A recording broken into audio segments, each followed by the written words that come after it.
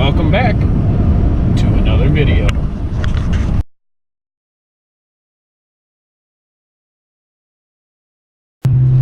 Alright, so you guys can't see me, and that's perfectly alright. Not really, but get over it. Y'all can barely kind of see where I'm going, but going from North Fond du Lac over to Ripon to drop off a tar kettle from an auction I worked today. Boss's boys didn't want to come back from Ripon to pick up the tar kettle and a couple other cars because they all just wanted to go home at 3 o'clock, which is bogus, but whatever. So I told them I have a pintle hitch in the back of my truck. I'll take the kettle into Ripon for you. I just had to go do a delivery for Badger. I don't know, an absentee bidder bought it, and he would have taken it home with him, but had to take the office trailer home, but yeah. Anyhow, guys, I figure I'd just kind of chit-chat for a little bit while I'm making this drive here. Maybe show you what the kettle looks like when I get out, but for sure the kettle can't call the pot black because it sure as hell is a black trailer. Sometimes they're red that we get up to that auction, but this one's a nice black. Anyhow, we're going up to the outskirts of Fond du Lac here. Just gonna kind of go for a cruise and see what happens. But, no, I just kind of wanted to chit chat. I don't really know about what, because obviously it's a one-sided conversation. Anything's possible. But, you know, as you guys are watching my videos, it's greatly appreciated if you comment, like, and subscribe them. I'd love to get to that, what is it now, 10,000 views or whatever before YouTube goes through and sees if my videos can be monetized. I'm not really expecting anything to really ever happen from the monetizing end of things, but I'd love it if something did. And I got some goals I want to buy. I want to buy a military truck or two. I'd like to get into getting some extra money flowing so I can go get my CDL. I bust my rear end every single day, and I don't get very far, and it kind of sucks. But all my bills are paid, that's all I care. I'm just trying to find some ways to get some extra money to come in, but I know that's not always going to happen. Every so often, you're probably going to hear my cell phone go off in the background of Snapchat. Today being December 2nd, 2017, my Snapchat updated. I don't know why. I believe it's something to do with a free trial or whatever deal I somewhat signed up for. And on Google Play it said, would I like to be part of a trial team or something stupid. I kind of like it. It puts, by the time you guys see this video, everyone might have it, I don't know, but it actually works pretty well for me. I mean, it gives you all the information you need right there. You don't have to go to separate screens for people's stories and stuff, and you got the username and the story all right there. You press their picture and it's the story, and if you press the dealio, it's the Snapchat they sent you. This place off to the right that I just passed, you guys should be able to read the sign called Jeeps. That's an auto collision place over here in Fond du Lac. There's a place that I passed just before that, before the corner, that's a couple of Ford pickup trucks sitting out front. That guy's Dave something or that. He does painting and whatnot, if I remember right. So I highly doubt you guys can even see anything. But I got my dash cam going over in the corner, and it's one of those Peaks. Picked it up from Fleet Farm the week after Black Friday, just kind of for the heck of it. Been looking to put a dash cam in a Duramax here, but yeah, I don't know. But my rack is pretty much done. I just got to figure out what to put in a floor for it. If I want to take some plywood, put it up there, or if I want to spend $1,000 on aluminum, I really don't want to go the expensive way. supply would be a lot cheaper than that. I just got to build the brush guard for the very front, and it'll be perfect. I think I just got to update my headlights to some special headlights I've been looking at. Just those LEDs, whatever, specialty built LEDs with the halo rings around them and all that crazy shit. But I don't like putting expensive parts on the front end that's plastic without steel to guard it first. Which might be stupid, I don't know. I'm very strange in the ways I do things. But anyhow, I believe this is County Road I. We're just about coming up to 23 here. The kettle, I don't really know what that kettle weighs. It's got all the equipment on it, the motors and stuff, the pumps and stuff. It's empty of tar. I mean, it's really not that heavy. It's not boiling. It's not shooting tar and asphalt all over the place onto my truck, which is good. But it's still got some weight to it. The truck really doesn't care that it's there. It slows down my acceleration a little bit because it's dead weight, but it is what it is.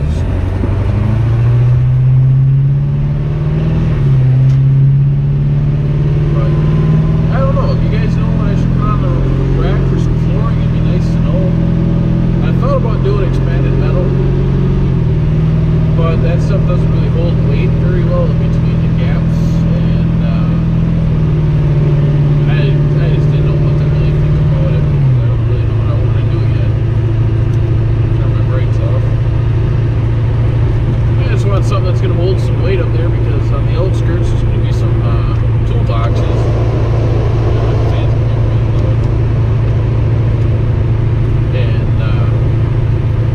Store some extra tools like that in there, and I shouldn't really have to worry about nothing. I should have all my tools then, the tools in the back of the truck, the tools up there. I shouldn't really have to worry about calling a service man out to fix any of my stuff, or if I do, I have the tools.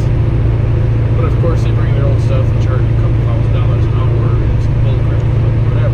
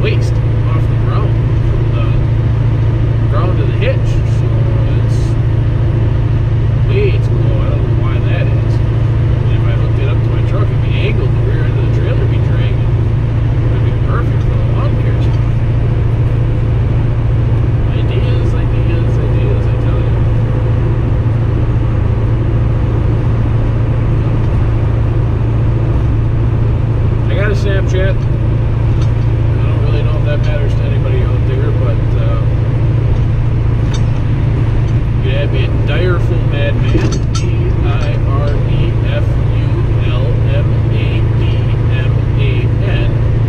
Farmer, Farme, Bar. That's my Snapchat username. Not like it really matters, but you guys can shoot me questions and stuff like that. I'll write them down and get some answers going on some videos coming up here. Getting some stuff edited. And I'm working on getting some better internet at my house. Usenet, I'm sick of them guys raping me. That's for sure. I'm only getting 15 gigabytes a month at $150 a month.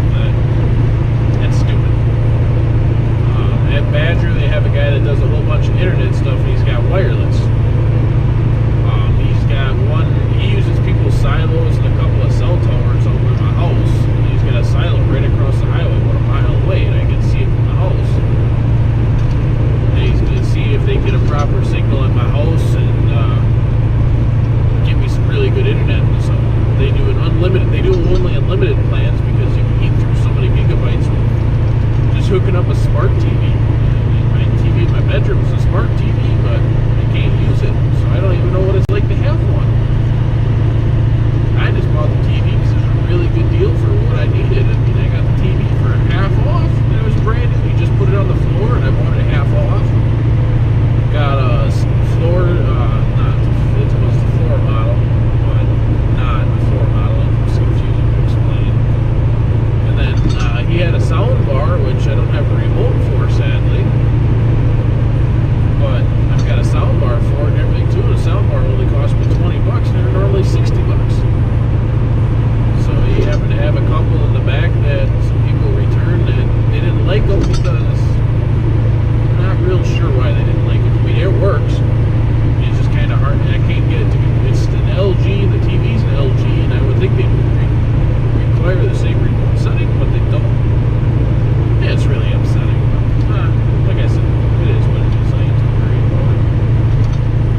It works for what I need it to, and that's all I care.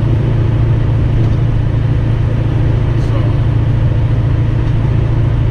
I'd like to get a really good surround sound system, but I'm not going to worry about that until I build my gaming and movie room.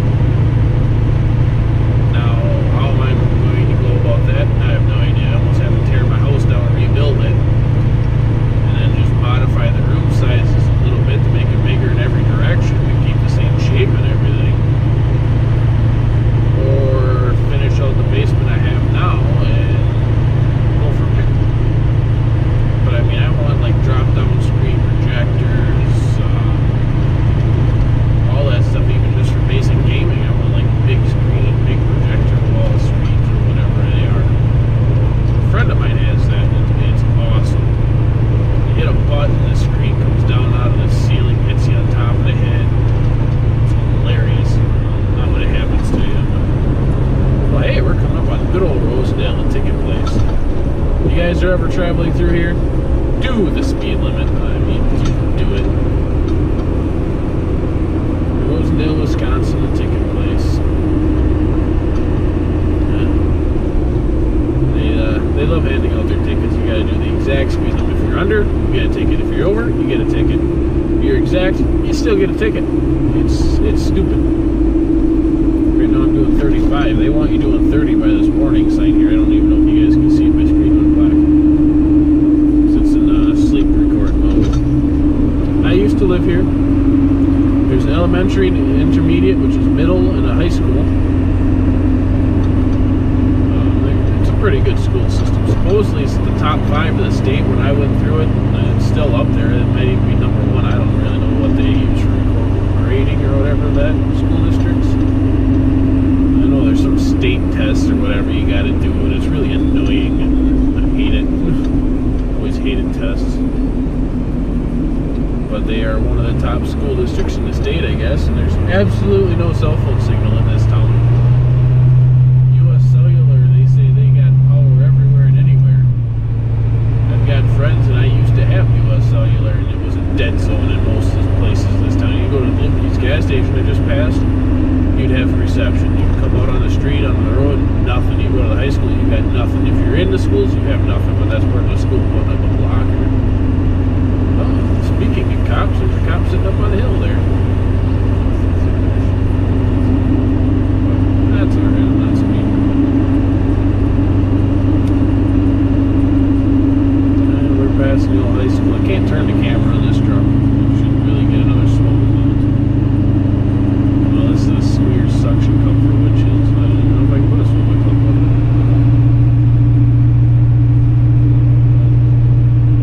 I don't know, you guys let me know what you want to see videos of. I mean, if you guys want to see random jib jab videos like this, I guess I could just hit record the old rollback and just record random things that happen. And then just kind of jib jab right along with it. I'm not sure I got right now, just as I can. 55 miles an hour. A little before the sign, but that's okay.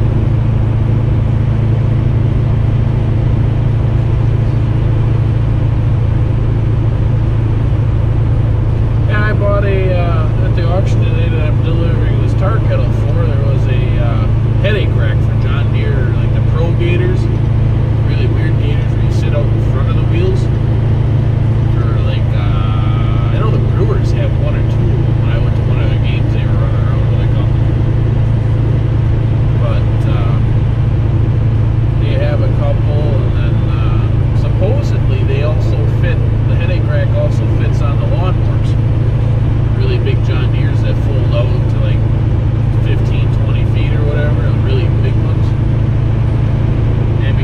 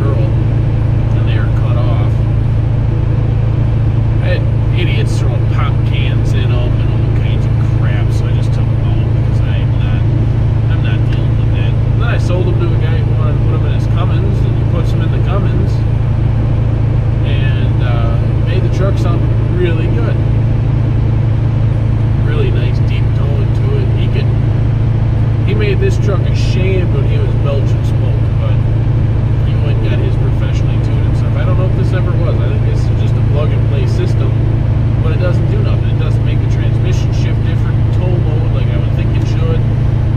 Even though I put it in tow haul, and then tuner's supposed to make it shift even different from that. But it's not. I mean, I've updated it 2 or 3 times. And I plug it into the truck and it can't read the truck. And I have to go to the pack that's under the hood, disconnect the pack, and then all of a sudden resets, and now it can read the truck, but it doesn't do nothing to the truck. Other than just adjust how much fuel gets put in at different accelerator positions, which I don't like. I think that's stupid. I love the whole idea of the Edge, just for that it's a touchscreen. But what I think I need to do is go and get an EFI Live tune with the DSP5 switch or the touchscreen system or whatever. Because the reason why I absolutely love it is it's a digital readout of all my gauges. I mean, my TAC and my transmission don't work in this truck for gauges, and it sucks. And I love having the digital because I can set the digital to show me what I want it to. This is an older version, of course, but it's probably from 2002 or something. I don't care, but I should probably look into buying the new one for $1,000 and then get a hold of an EFI Live tuning shop, because supposedly you can do live tuning over the internet now. And you just download it to your programmer that you have. It doesn't matter if it's EFI Live or Ryan's or what. But you just plug and play, you download stuff to it, and there you go. And it'll actually do stuff, make the transmission work the way it's supposed to. I just don't have the $5,000 to spend on something like that. I'd love to. But once I do that, I want to get the motor. I got the LB7, so I got the original motor. And I had new injectors on it, not even a year. Didn't even have 20,000 miles on it. Injector replacements, or a year even, and the shop that did them wouldn't replace them, so I had to go to Lincoln Diesel Specialties in Red Granite. Very good place to deal with. I called the boss, said, hey, can I bring it up there? I'll have the money when it's done, because I'd like to get it brought up there. You guys look at it and tell me what is wrong with the truck. It's like, yeah, that's no problem. Like, all right, I'll be up there this Saturday with it, roughly 3 o'clock in the afternoon. I was up there about 1:30, 2 o'clock. I borrowed the auction bosses that I'm delivering the tar kettle for his van and trailer. Drove all the way up to Red Granite, Wisconsin. I get up there on a Saturday, and I pull around. There's nobody around. All of a sudden, this guy pulls right up to the garage door, opens the garage door. 20 guys come walking out. And I'm assuming it's the shop manager or whatever comes out. He's like, what are you doing here? I'm like, I talked to your boss yesterday. Said, hey, I'll be up here today. I'll drop the truck off. I just need you guys to look at it. Let me know what's wrong. If it's the injectors, injector pump, or what's going on, because I was making oil, and they're pretty much Duramax specialists on the LB7s because the injectors go so much. And he gave me a complete hissy fit on I shouldn't drop it off. I did this. I shouldn't that. I'm like, dude, I talked to your boss. And I just went around back after he told me where to drop it. I dropped it. It sat there for 3 months. I kept calling them, and they're like, well, we haven't had time to bring it in yet. We're stuck behind on all these other projects. And the boss himself is like, well, it's the injectors for sure. We'll get you new ones ordered $3,000. Well, and since it sat for 3 months, my batteries froze and cracked. Like, they literally cracked the whole casing and stuff. And so I had to get new batteries and stuff like this. So it ended up being a $6,000 excursion, plus something to do with my CPITS or whatever, something to do with injector rates and injector pump and some kind of master control for the injectors. It's a computer program or computer module or something. That wasn't actually getting power. The fuse block was dead for that exact spot. They put multiple fuse blocks and couldn't find it. So they asked me if they could just run a jumper wire from another keyed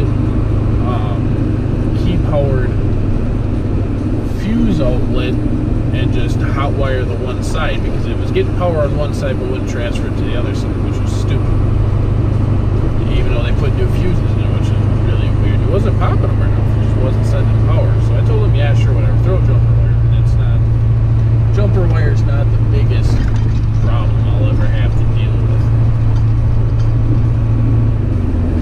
So they did that, and the truck fired right up. And they did all the work and stuff. I went and picked it up, or I went and looked at it one day right before I picked it up, so I could pick up the battery. I just bought it in advance, not even 2 months before.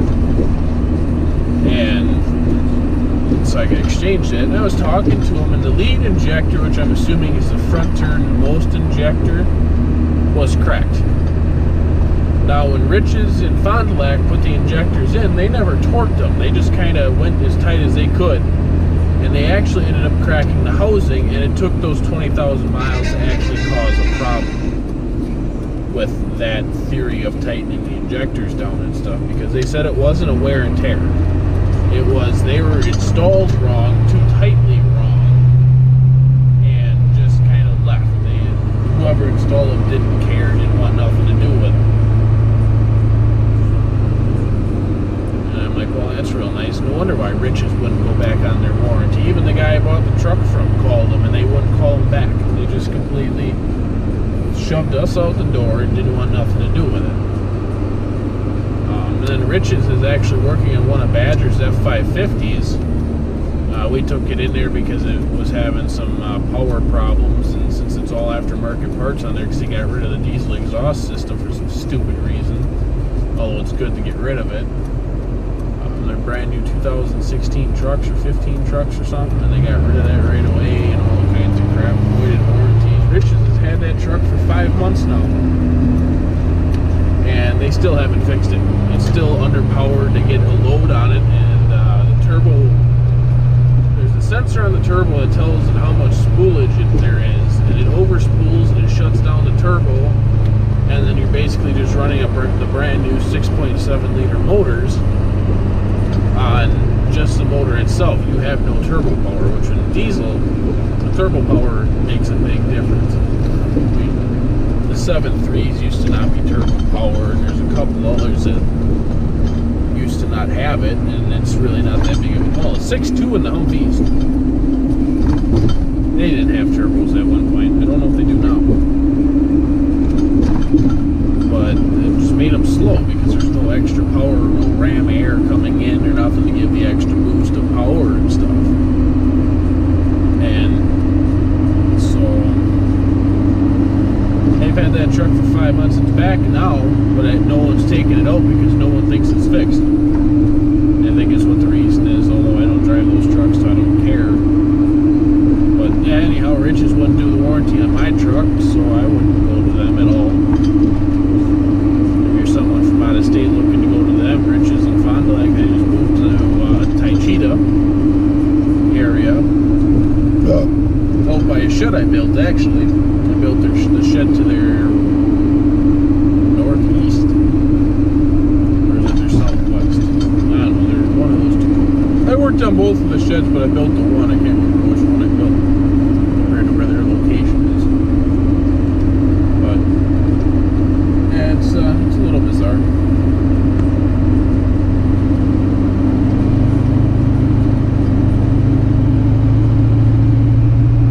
But I wouldn't go to them. I don't care what kind of stuff you got going on. I would not consider them.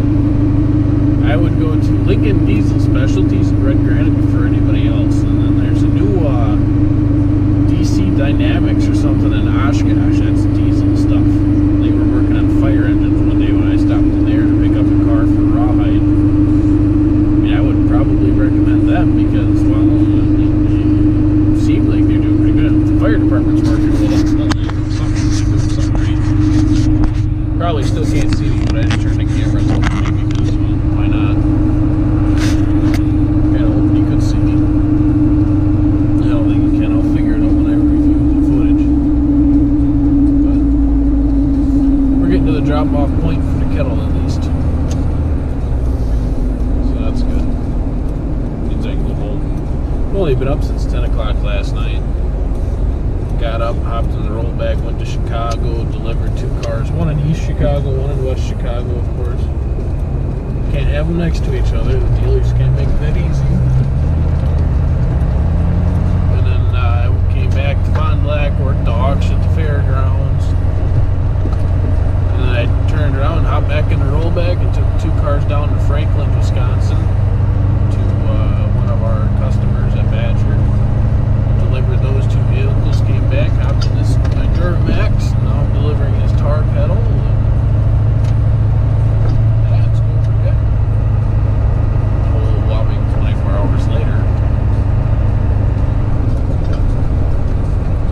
We'll get up here and I'll let you guys kind of see this tar kettle dealio. There isn't really anything to chit chat or say about it. Look, there's a random bullshit being built. That's kind of weird. Oh.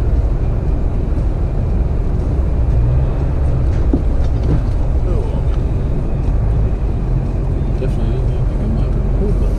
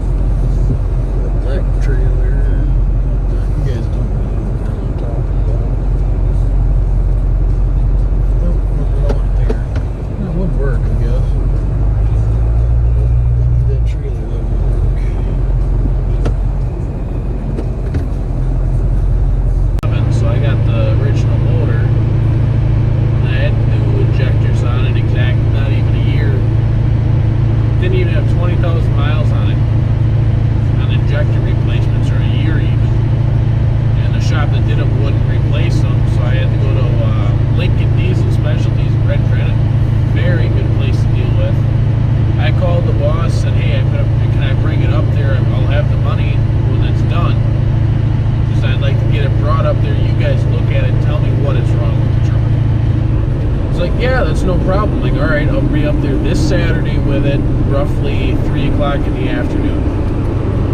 I was up there about 1:30, 2 o'clock. I borrowed the auction bosses that I'm delivering the tar kettle for his van and trailer. Drove all the way up to Red Granite, Wisconsin. I get up there on a Saturday, and I pull around. There's nobody around. All of a sudden, this guy pulls right up to the garage door, opens the garage door, 20 guys come walking out. I'm assuming it's the shop manager or whatever comes out. He's like, "What are you doing here?" I'm like, "I talked to your boss yesterday. He said, hey, I'll be up here today. I'll drop the truck off. I just need you guys to look at it. Let me know what's wrong. If it's the injectors, injector pump, or what is going on." Because I was making oil, and they're pretty much Duramax specialists on the LB7s because the injectors go so much. And he gave me a complete hissy fit on I shouldn't drop it off, I did this, I shouldn't that. I'm like, dude, I talked to your boss. And I just went around back after he told me where to drop it. I dropped it. It sat there for 3 months.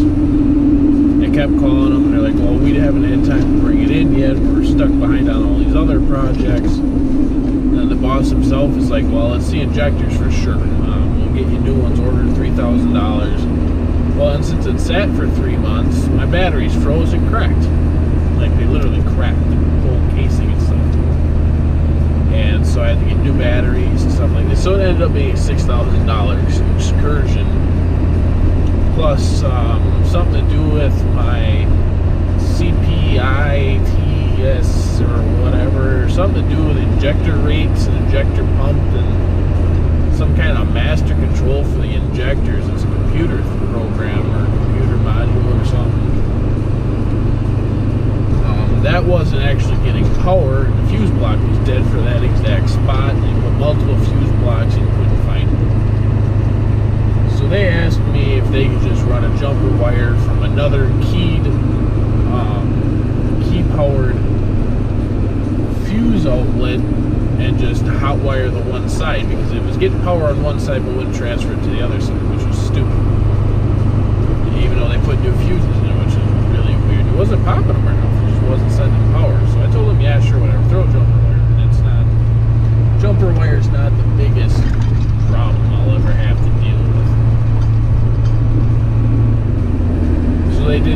truck fired right up. And they did all the work and stuff. I went and picked it up. Or I went and looked at it one day right before I picked it up, so I could pick up the battery. I just bought it in advance, not even 2 months before. And so I could exchange it. And I was talking to him, and the lead injector, which I'm assuming is the front turn most injector, was cracked.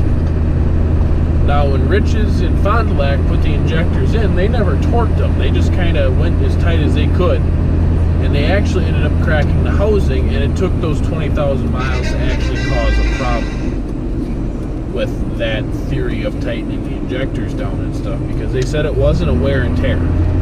It was they were installed wrong, too tightly wrong, and just kind of left. Whoever installed them didn't care, didn't want nothing to do with it. And I'm like, well, that's real nice. No wonder why Riches wouldn't go back on their warranty. Even the guy I bought the truck from called them, and they wouldn't call them back. They just completely shoved us out the door and didn't want nothing to do with it. And then Riches is actually working on one of Badger's F550s. We took it in there because it was having some power problems, and since it's all aftermarket parts on there, because he got rid of the diesel exhaust system for some stupid reason, although it's good to get rid of it. They're brand new 2016 trucks or 15 trucks or something, and they got rid of that right away and all kinds of crap, voided warranties. Riches has had that truck for 5 months now, and they still haven't fixed it. It's still underpowered. They get a load on it, and the turbo, there's a sensor on the turbo that tells it how much spoolage there is, and it overspools and it shuts down the turbo, and then you're basically just running up the brand new 6.7 liter motors on just the motor itself. You have no turbo power, which in diesel, the turbo power makes a big difference. The 7.3s used to not be turbo power, and there's a couple others that used to not have it, and it's really not that big of a deal. The 6.2 and the Humvees, they didn't have turbos at one point. I don't know if they do now, but it just made them slow because there's no extra power, no ram air coming in or nothing to give the extra boost of power and stuff. And so I've had that truck for 5 months. It's back now, but no one's taking it out because no one thinks it's fixed. I think it's what the reason is, although I don't drive those trucks, so I don't care. But yeah, anyhow, Riches wouldn't do the warranty on my truck, so I wouldn't go to them at all. If you're someone from out of state looking to go to them, Riches and Fond du Lac, I just moved to Taichita area. Out by a shed I built, actually. I built the shed to their northeast. Or is it their southwest? I don't know, there's one of those two. I worked on both of the sheds, but I built the one. I can't remember which one I built compared to where their location is. But yeah, it's a little bizarre.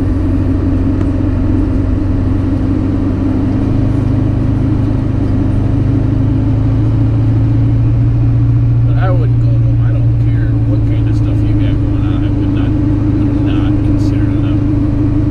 I would go to Lincoln Diesel Specialties in Red Granite before anybody else. And then there's a new DC Dynamics or something in Oshkosh. That's diesel stuff.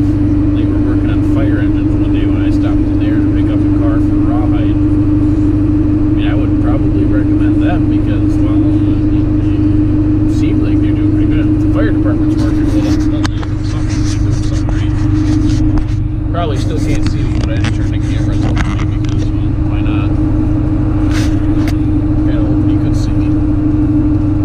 I don't think you can. I'll figure it out when I review the footage. But we're getting to the drop-off point for the kettle at least. So that's good. Means I can go home. I've only been up since 10 o'clock last night. Got up, hopped in the rollback, went to Chicago, delivered 2 cars. One in East Chicago, one in West Chicago, of course. Can't have them next to each other. The dealers can't make it that easy. And then I came back to Fond du Lac, worked the auction at the fairgrounds. And then I turned around, hopped back in the rollback, and took 2 cars down to Franklin, Wisconsin, to one of our customers.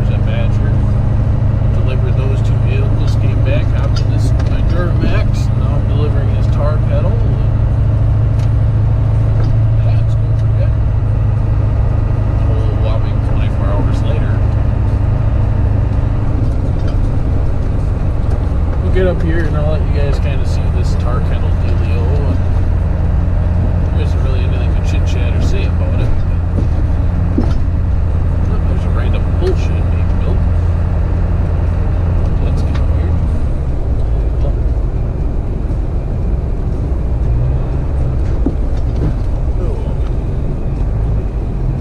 Definitely doesn't look like a modern home building.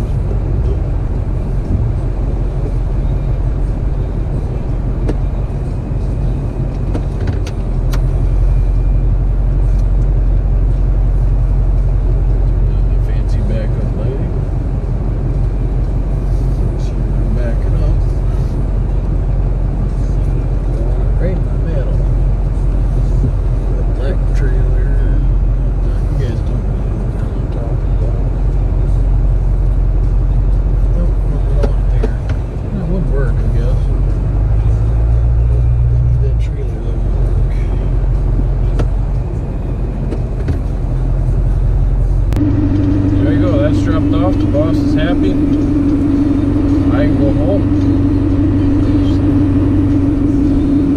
Now, part of the cover. Have you people who watch this played the new Assassin's Creed Origins game? I bought it. What was it? Wednesday before Thanksgiving. So I had Thanksgiving off, and I went into GameStop and I bought the new Call of Duty, Assassin's Creed Origins. So it would have been Call of Duty World War II. And then Sniper Ghost Warrior 3. Now that's a glitchy game for the brand new systems. It was only $40, so I'm not gonna take it back. I just don't like the fact that it's glitchy. But that Assassin's Creed Origins game, that's a little weird. I mean, I'm level 18 right now, I think, and it's taking me forever to get that far. I mean, the story doesn't connect.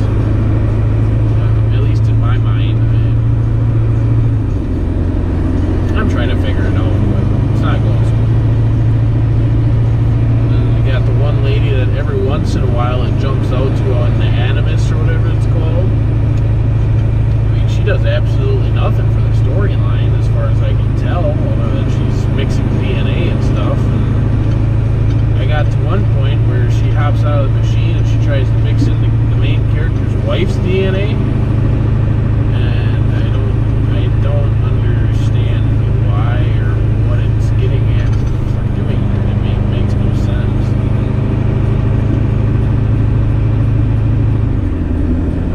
I guess I'll find out more as I go on. Call of Duty World War II, it's awesome. I like it. I wouldn't really say it's awesome. I can only use it for the campaign and playing just on my own PS4 online. Because I don't have online, so I'm stuck doing a local play and playing against 17 robots and then me just murdering all of them. That's literally all I do. But I finished the campaign. The campaign's pretty cool, actually. You're in World War II on the boat, USS Texas, which, if you guys haven't heard of him, Matt something or other, I watch his videos every once in a while. He's got Demolition Ranch, Off the Ranch, Vet Ranch, maybe another one? I don't know. He keeps hinting at another one that he might start or has started. And he just started a merch line and stuff too. I don't have enough money to buy that stuff. But he actually got promoted by some kind of wargaming game that's almost like a World of Tanks, but it's with battleships. And he actually went on a tour of the USS Texas and crawled inside a couple of the main guns and stuff, and did his little promotional video for that video game on the computer. Now, I don't have that kind of support, so it'll never happen for me. I hope it does someday, because that'd be cool, but might have been his Demolition Ranch channel that did that video. But anyhow, you look it up. I'm not real sure what his name is. I know it's Matt. I don't know his last name. I don't care, because that's privacy to me. But I wouldn't mind meeting him either. That'd be kind of cool. But I don't really see any plans of traveling to Texas anytime soon.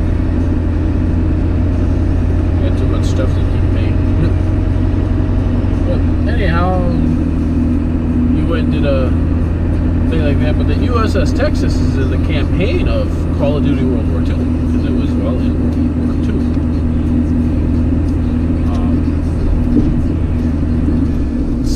At least it's on the, I don't remember it being in the campaign per se, other than they keep joking around that my character's from Texas and stuff, and then you start off in the little sea carrier, but you don't really get any time on the USS Texas in the campaign. But when you're on the multiplayer map, which obviously everyone who has internet knows about, there's a map that is on board the USS Texas. Now, I like playing against the robots on Veteran, and me just being myself and trying to snipe on that particular map. Really hard. I kind of have some fun with it. Not really. Whatever much fun means I get killed 300 times and don't have one kill. That's about as close as I get. Nice 40 miles an hour. This road is just deer infested. I'm going to take her nice and slow. Watch out for everything. But,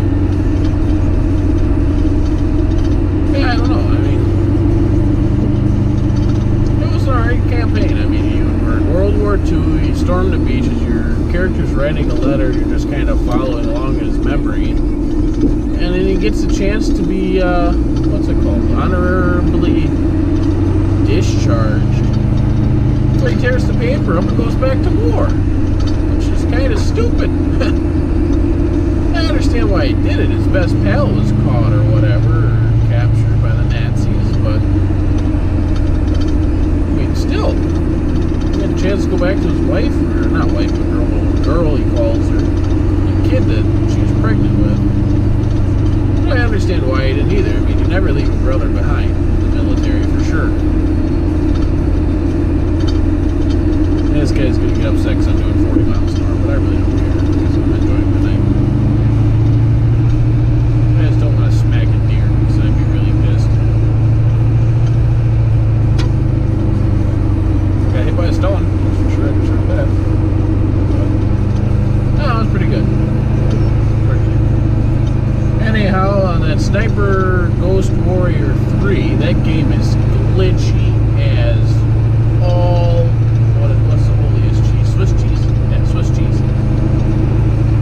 I mean, I'm trying to do just the basic missions, and the game glitches me out, and I'll pause it to run to the bathroom quick, or take a sip of water, and I'll unpause it, it'll be froze. Glitchy? I don't like that it's glitchy. It's only 40 bucks, so I'm not complaining for the price of it being glitchy. I'm just complaining that the game's glitchy on a brand new PS4. Well, not a brand new PS4, but on a new generation of systems. I mean, there's almost no reason for games to be as glitchy as that one is. It might just be for me. I don't know. I mean, I don't have the internet. I don't have the recent updates and all that crap. So that might be what the problem is, but at the same rate, there isn't much I can do without the internet to even try to update it to see if it fixes it. But, you know, oh well. The game works just fine the way it is. Just, you gotta be ready for random freezes, or it'll freeze in the middle of a mission, you gotta shut the game down all the way and start it back up. Then you start the whole mission over, that got irritating. I was trying to get to a camp to get the fuel truck, and a couple of times I got just to the fuel truck to steal it, and it froze. I have to reset it and restart the whole thing, and every time I did it just a hair bit differently because I was trying to gain my recon and my sniper abilities and stuff, bring those up. But it was just a pain in the arse. A-R-S-E. Arse. But eventually I got the mission done, and it wasn't even a main mission in the game, so I don't know why I bothered so much with it. But I did. Yeah, I don't know if it's got any online or not. I couldn't even tell you because obviously I don't have internet. I keep saying that. Listen! I say too much. But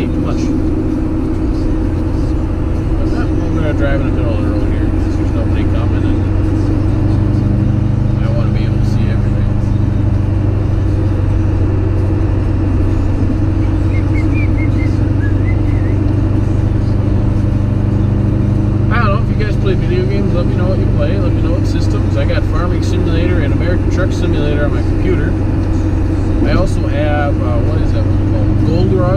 game or something. I got that for really cheap. I just wanted to give it a shot. It's kind of glitchy on my laptop. It keeps saying I don't have the proper something or other settings.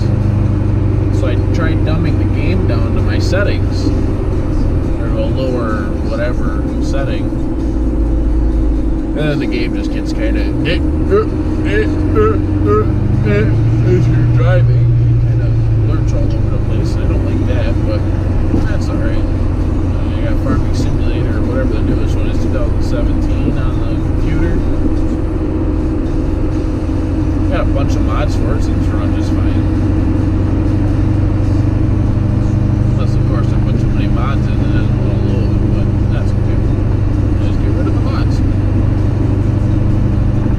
But I haven't really played on the computer in a while, and I haven't really played the PlayStation in a while. I'm trying to play a little bit of something every night just to kind of sit back and wind down, because it takes forever for my body to just wind down, relax, and be like, okay, time to sleep. Half the time I'm playing a video game, I'll pass out in the middle of it, so that's alright. I'd rather it wouldn't happen like that, but you can't win all of your battles. You can always pick and choose something.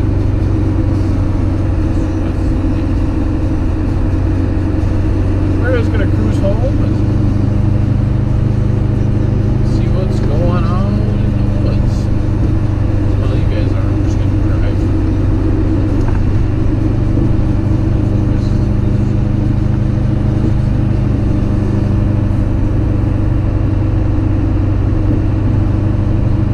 Now, this might catch a lot of backlash, but I'm kind of curious as to how you guys feel about our new president, Mr. Trump. I probably have the idiotical way of looking at it of he is our commander-in-chief. We have to respect him, let him serve his time, and be done. And if everybody hates him, don't vote for him again in 3 years, 2 years, 3 years, whatever's left of his term. If you don't like him, kick him, don't vote him back in. Simple as that.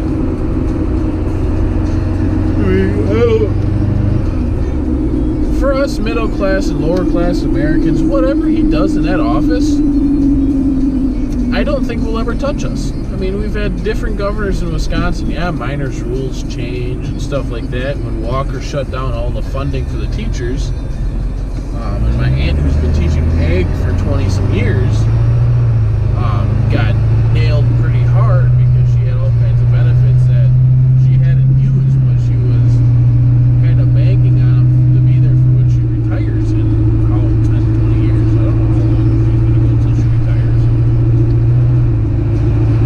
But she kind of wanted them to kind of be there for her, and Walker comes in and gets rid of all of them. Now she has no retirement to back up on for benefits like health care or whatever they were. She had the money, that's not the problem. She saves all of her money, which is good. But just the basic benefits just disappeared on her. Now she can't back up on them. If she wanted to retire today, she probably could pull it off. But not without those benefits. Now she has to wait till she's 60s, 70s even now, and retirement age is getting older and older. It's mandated by federal government.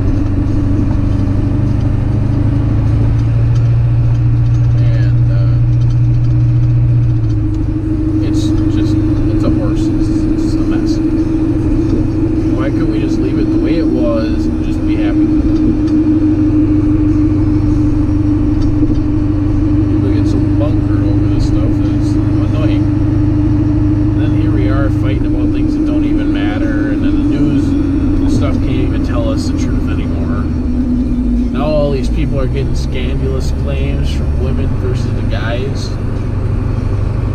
And I was listening to 94.1 JJO this morning. I have the app on my smartphone. You know, it's a smartphone.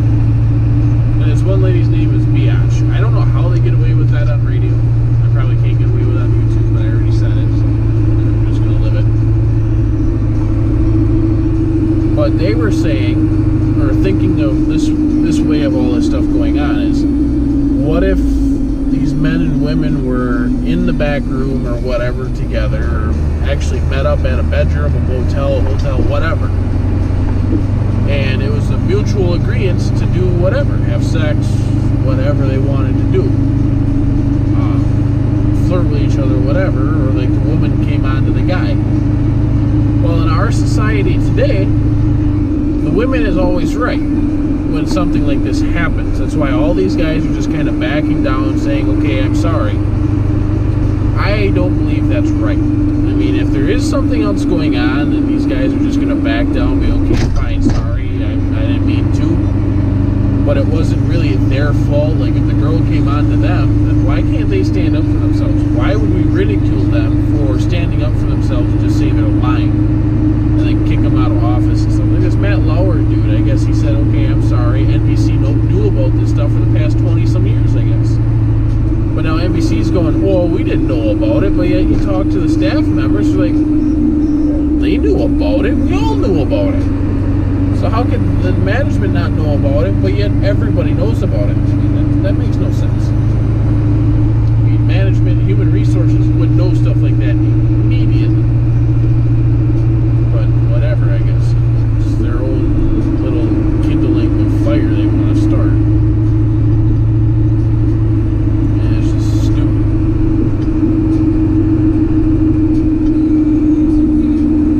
Right up here's where I hunt when I do decide to go hunting. I got a short video of me and my brother out hunting. We didn't scare nothing up, so I'm not sure if I'm going to post it to YouTube. I might, just for the heck of it. But I mean, there's absolutely nothing that we saw. We walked and walked and walked and walked this marsh off to the, I don't know if you're looking at the screen, we kind of towards your left, there's some marshy thing area, and that's kind of where we were. It's public land, that's all I hunt. Getting to be less and less. The past couple of years, we haven't seen any deer. Usually I can get one deer every year, but this year I wasn't too big into the whole hunting thing.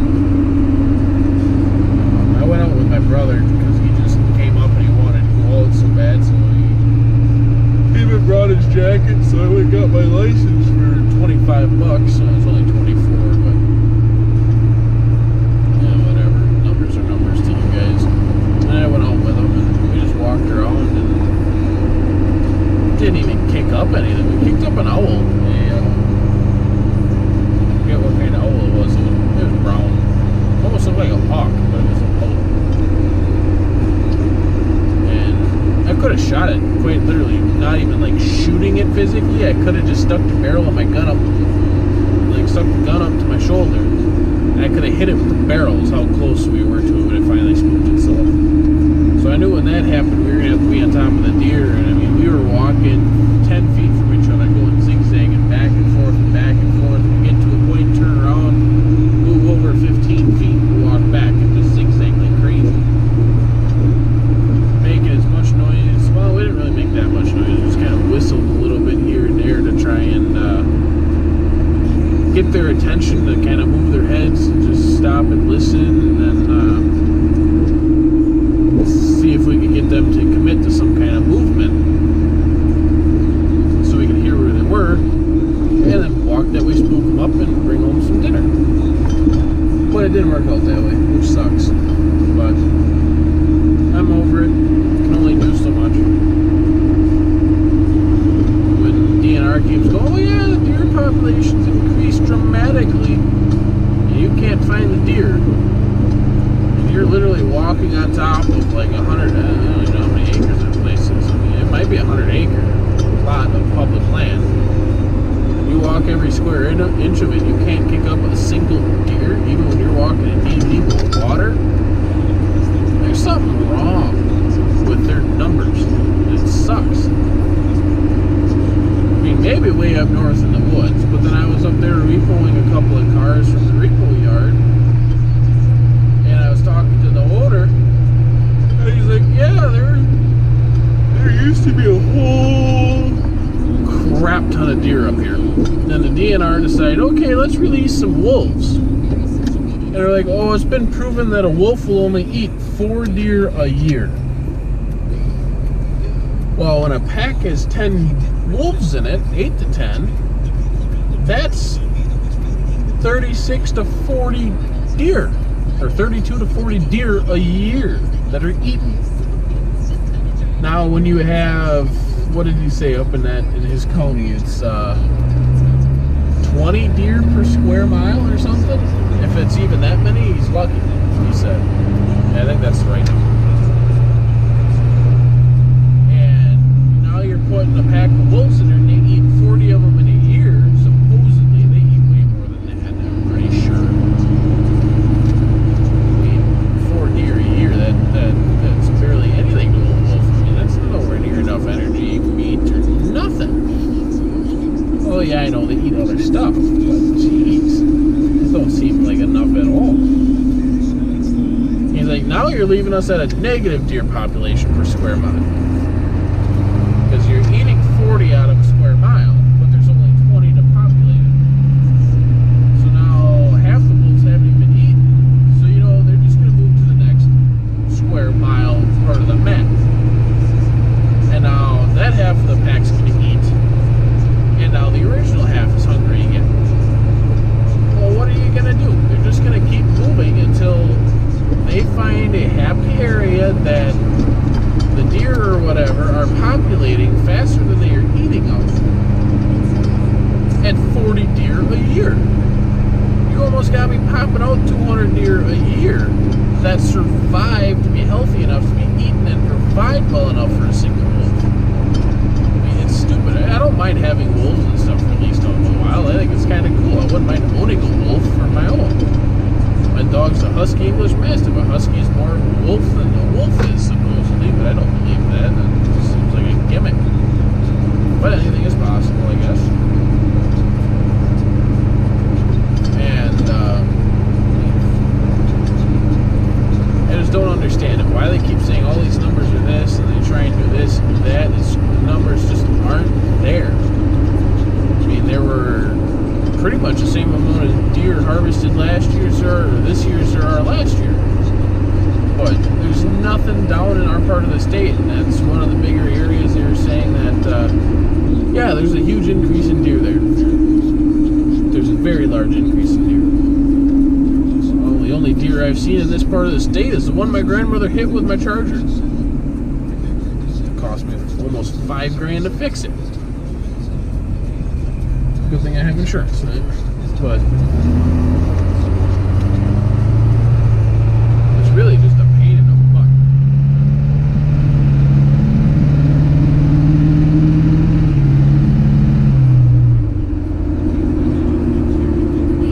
I'd love to bring home meat every year and stuff like that, and fill the freezer up, butcher a deer and all that.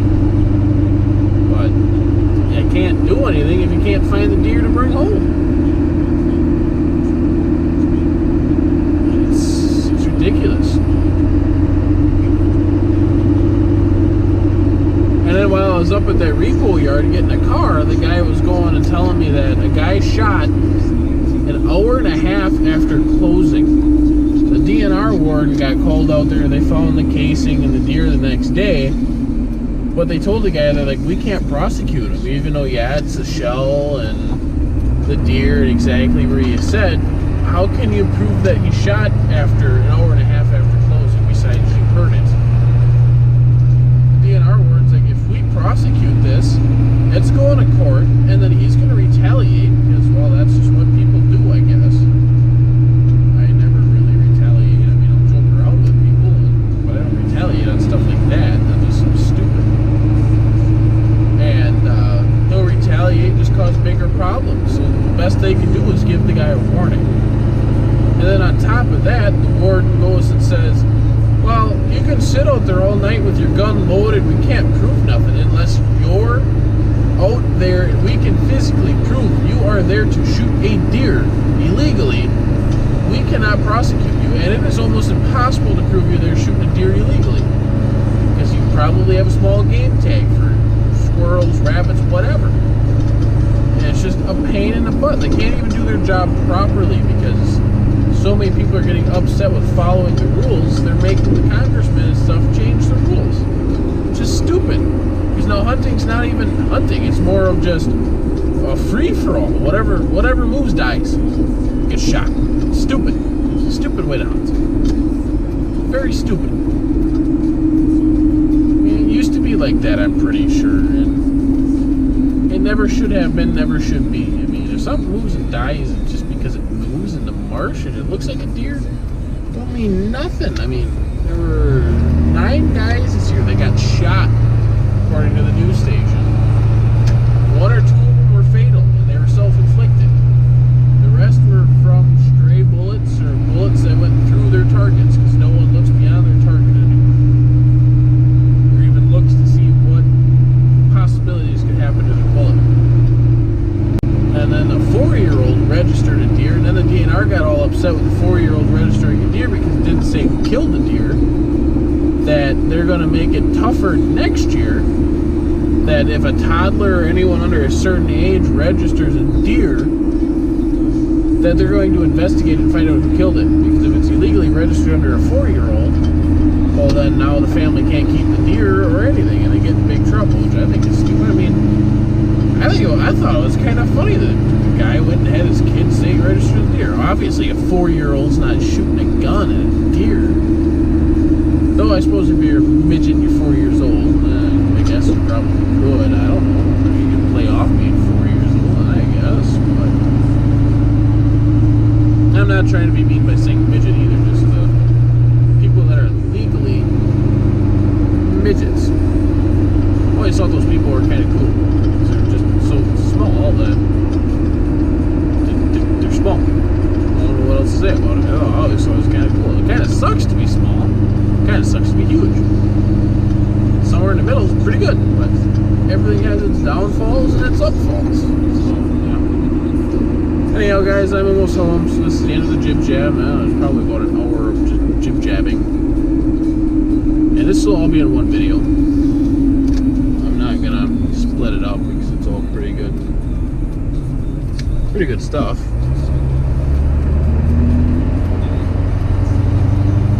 That's why I recorded it, because I just wanted a straight up jib jab session with you and say random things and see if I ever get a response back and go from there. So, thanks guys. Until next time. Like, comment, subscribe, please. Adios.